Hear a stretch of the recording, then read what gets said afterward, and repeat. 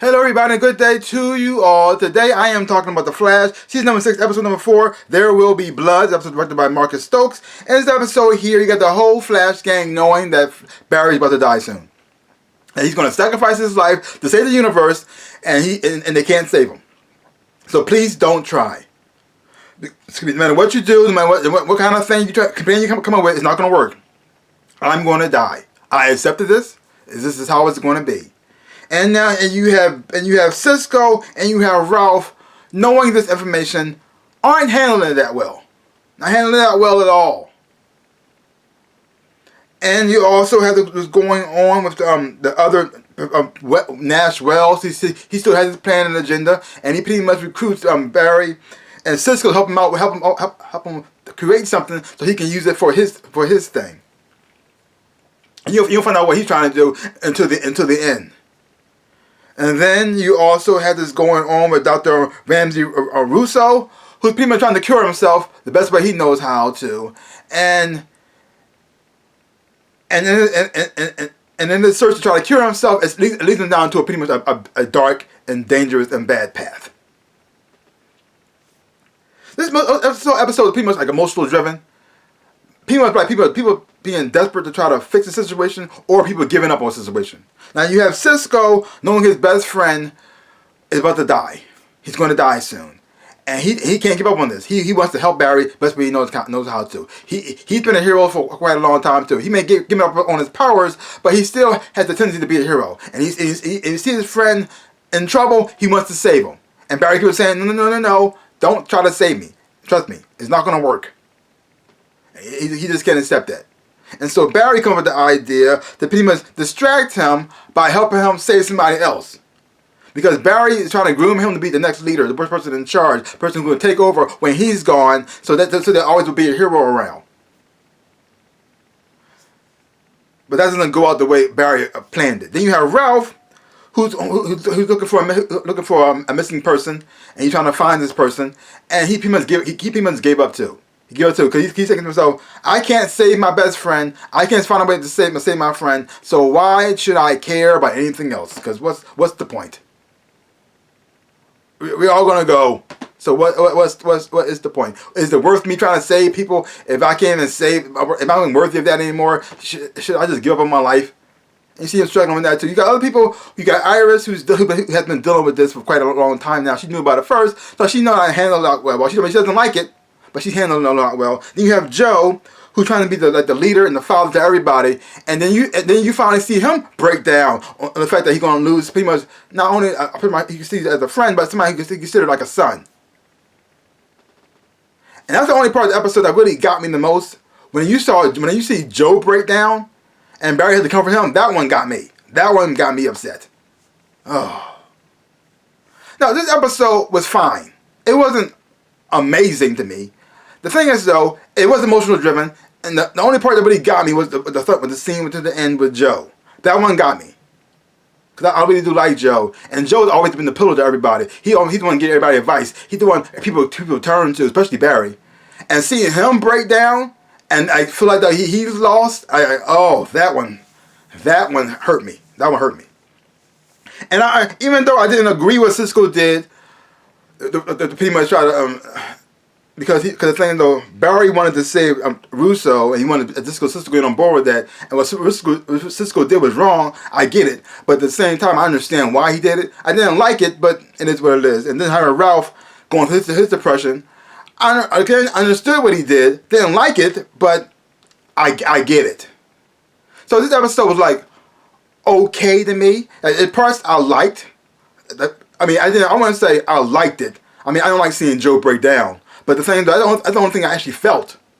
I don't think I actually felt something. Everything else was like, just like another boring episode. Because the bad guy here, Dr. Ramsey Russo, even though he's the villain of this series so far, he's not interesting to me. He's not interesting. He has a disease. He tried to cure himself, and he turns evil. I already saw that coming as soon as he got introduced. So he's boring. He's a boring character, and he also doesn't seem that much of a threat. He feels like a villain that Flash can easily beat and defeat on his own without any problems. but yet they have him struggling here with him, which is I think it's kind of weird. He's like a C-list or D-list like a character, and the Flash is struggling against him, which makes no sense to me. I mean, at least now we all know that he's the bad guy, and because the thing is though, Barry tried to save him by giving him a cure, it didn't work, and he decided to turn evil to pretty much save himself, make sure he stays alive. Which I saw that coming a long time ago, but still, they had a stronger villain in this series. I could get into it a whole lot more, because it's like the villain's so lame, and you don't really care about him that much at all. And you already saw the fact he was going to turn evil from the first time he got introduced, so he's very predictable. And since he's so predictable, he's very boring. You don't know how it's going to go. He's going to make some more zombies along the way. He's going to kill some more people, and then eventually Flash is going to realize he can beat them, and then beat them up, and then real easily and call it a day. That's pretty much it. Now, the interesting thing is, though, even though I don't like this whole there's another Dr. Wells thing situation going on, but at least this Wells is showing the connection he has to the Monitor, so we see how that's going to go into the whole crisis situation. So that's a step towards that. So I guess that's okay. Flash hasn't really had a good villain on that show since, I guess, Salvatore. That's it. Since Salvatore. And if you don't have a good villain to drive the show, it's not that interesting. It really isn't.